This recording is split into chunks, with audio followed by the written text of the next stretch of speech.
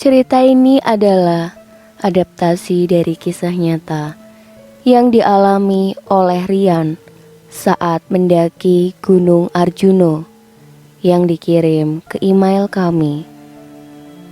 Berbagai hal mistis yang terkandung dalam cerita ini adalah nyata. Namun, nama-nama yang terdapat dalam cerita sengaja disamarkan untuk melindungi privasi dari tokoh sebenarnya. Sebut saja nama saya Rian. Sekitar 5 tahun yang lalu, saya dan Bayu mendaki Gunung Arjuno lewat jalur Purwosari. Kami memulai pendakian dari base camp pukul 8 pagi.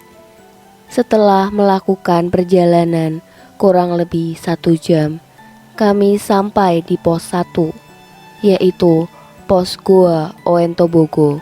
Di sana kami bertemu dengan para besiara yang pada saat itu baru saja selesai melaksanakan kegiatan. Kami pun langsung bertegur sapa. Setelah itu, kami melanjutkan perjalanan ke pos 2. Di tengah perjalanan, kami bertemu dengan warga lokal yang sedang mencari kayu bakar. Kami pun kembali bertegur sapa, dan di tengah pembicaraan, orang tersebut memperingatkan kepada kami bahwa jangan memakai baju merah di sini. Dia bercerita bahwa di Gunung Arjuno ada pantangan, dilarang memakai pakaian berwarna merah. Seketika saya pun langsung ganti baju dan melanjutkan perjalanan. Yang kami merasa agak aneh di sini, setelah beberapa menit berjalan, kami menengok lagi ke belakang. Namun, sudah tidak ada orang tersebut. Padahal mungkin baru sekitar 2 menit dari awal lokasi bertemu. Kami pun positive thinking karena pada saat itu masih sekitar pukul 10 pagi. Jadi tidak ada rasa takut atau semacamnya. Akhirnya setelah perjalanan kurang lebih 90 menit, kami pun sampai di pos 2, Tampuwono. Di sana ada beberapa pondok kecil, dan di sana kami kembali bertemu peziarah yang berjumlah 5 orang. Di sana kami beristirahat dan mencoba berbincang dengan para peziarah. Beberapa meter dari pondok-pondok tersebut terdapat petilasan Eyang Abiasa dan sebuah sendang yang cukup membuat bulu kuduk kami merinding, yaitu sendang Dewi Kunti. Di sendang tersebut ada kain putih yang melingkar menutupi sendang. Di sana kami membasuh muka dan merasakan air sendang yang sangat segar. Setelah membasuh muka, kami pun kembali ke pondok yang terdapat beberapa peziarah tersebut. Seseorang pemimpin peziarah tersebut menanyakan sesuatu kepada kami. "Kenapa kalian lewat jalur sini?" Belum sempat kami menjawab pertanyaan tersebut, orang itu kembali menyampaikan sesuatu. "Hati-hati, di jalur sini memang medannya berat, tetapi lebih berat gaibnya." Di situ saya sempat berpikir macam-macam. Kemudian langsung kami izin pamit untuk melanjutkan perjalanan. Kurang lebih 15-20 menit kami sampai di pos 3, yaitu pos Eyang Sakri. Di sana terdapat sebuah bangunan kecil yang berwarna hijau dari kayu, namun terkunci rapat. Info yang saya dapat di sana terdapat makam. Kemudian kami pun kembali melanjutkan perjalanan, kurang lebih sekitar 2 jam. Dan akhirnya kami sampai di pos 4, yaitu pos petilasan Eyang Semar. Oh ya, dari blog yang saya baca, di sini adalah salah satu area yang paling angker di Gunung Arjuno. Untung pada saat kami sampai di sana masih pukul 2 siang, jadi masih terang. Di sana terdapat satu pondok kecil yang cukup rapuh tanpa pintu. Dan di sana kami melihat 2 orang pendaki. Langsung saya menyapanya dan mencoba berbincang. Saya berkata, "Mas, mau naik apa mau turun?" Lalu salah seorang dari mereka menjawab, "Tadi sudah naik, tapi di tengah perjalanan gak ada matahari, jadi kami turun lagi." Di sana saya dan teman saya Bayu mencoba berpikir apa yang dimaksud orang tersebut tanpa menanyakan. Kemudian setelah putus pembicaraan tersebut, kami langsung izin untuk melanjutkan perjalanan ke pos 5, yaitu pos Makutromo.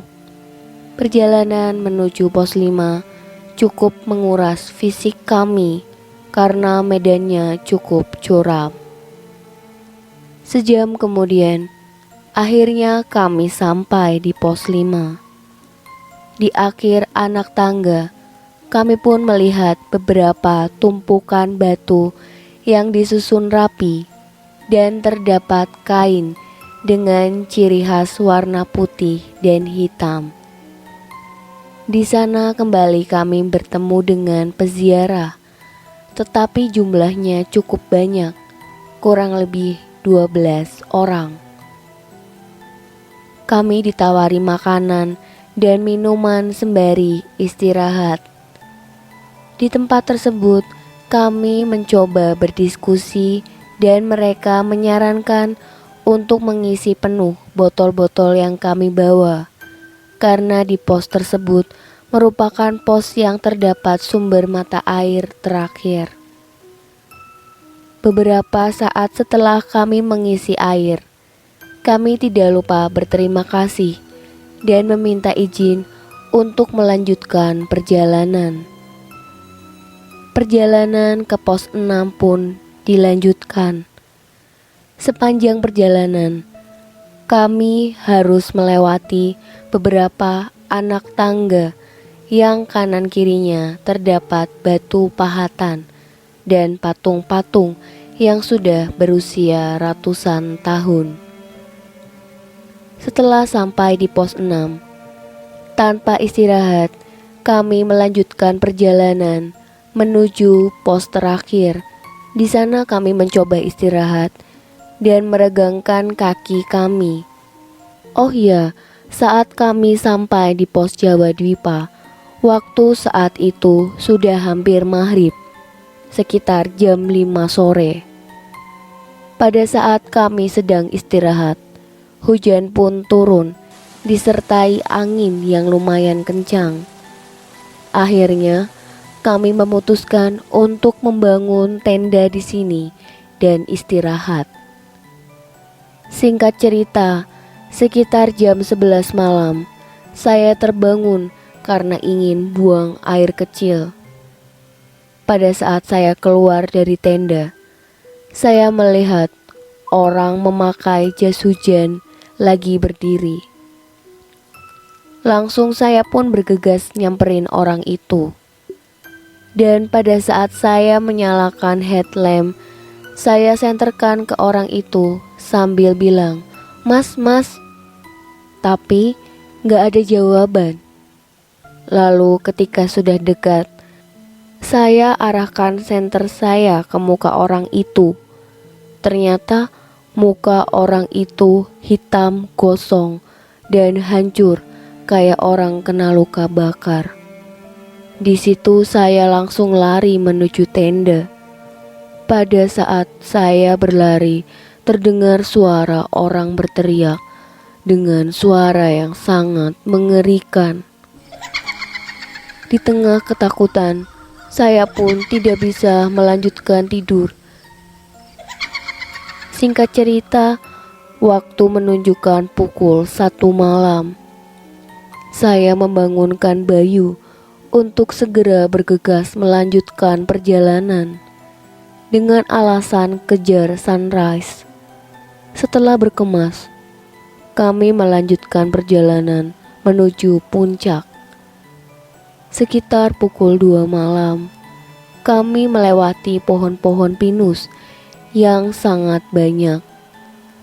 Di tengah obrolan, saya mendengar suara lirih dari atas pohon pinus tersebut. Ketika itu, saya pun langsung mengarahkan senter saya tepat di mana suara tersebut berada. Dan ternyata di atas pohon tersebut ada kuntilanak yang sedang mengayunkan kakinya dengan baju putih yang panjangnya melebihi kakinya. Di sana saya pun panik dan bergegas dengan langkah yang cepat. Saya rasa sepertinya Bayu juga lihat apa yang barusan saya lihat. Setelah lumayan jauh meninggalkan lokasi tersebut, kami pun melihat satu orang pendaki sedang berdiri di pinggir jalur pendakian. Saya berkata kepada Bayu, "Bay, ada orang tuh." Bayu menjawab, "Ngapain ya dia sendiri di pinggir jalur jam segini? Lagi kencing mungkin." Ketika kami berpapasan dengan pendaki tersebut, kami berhenti. Lalu Bayu menyapa, "Mas, sendirian aja, mau muncak atau mau turun?"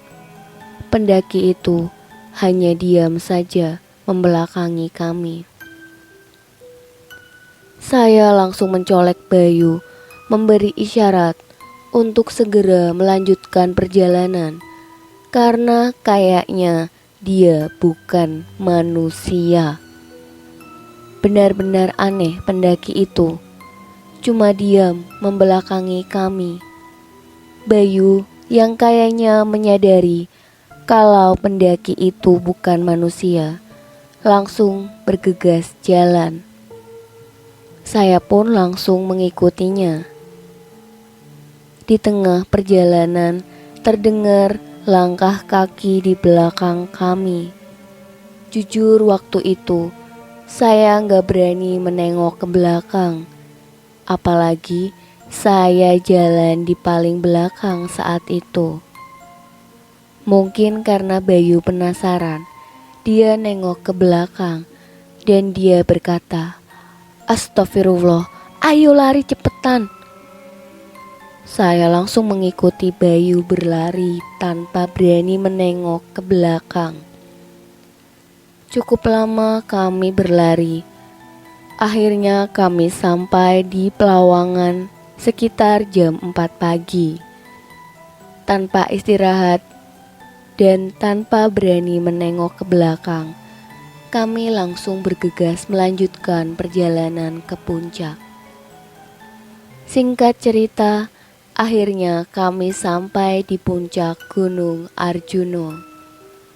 Kami merasa sedikit lega.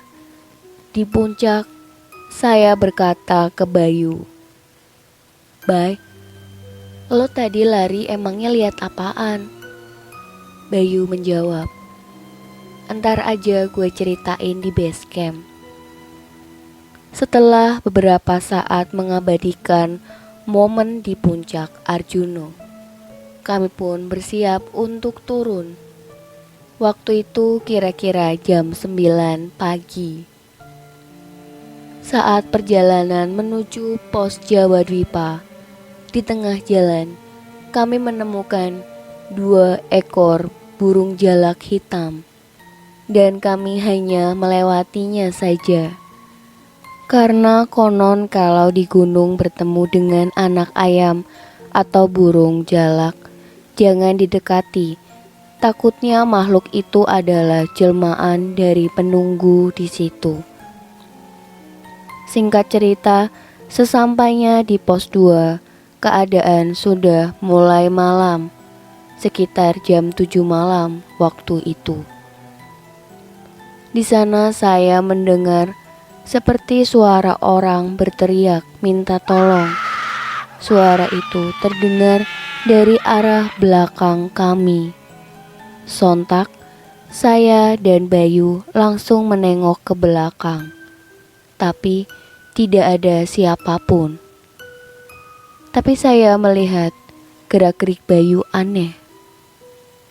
Setelah dia nengok ke belakang, dia langsung lari kecil. Saya langsung ikut berlari mengikuti langkah kaki Bayu. Saya berkata, "Ada apa sih, Bay?" Perjalanan menuju pos 1, banyak suara-suara teriakan. Kami terus berlari kecil, tanpa istirahat.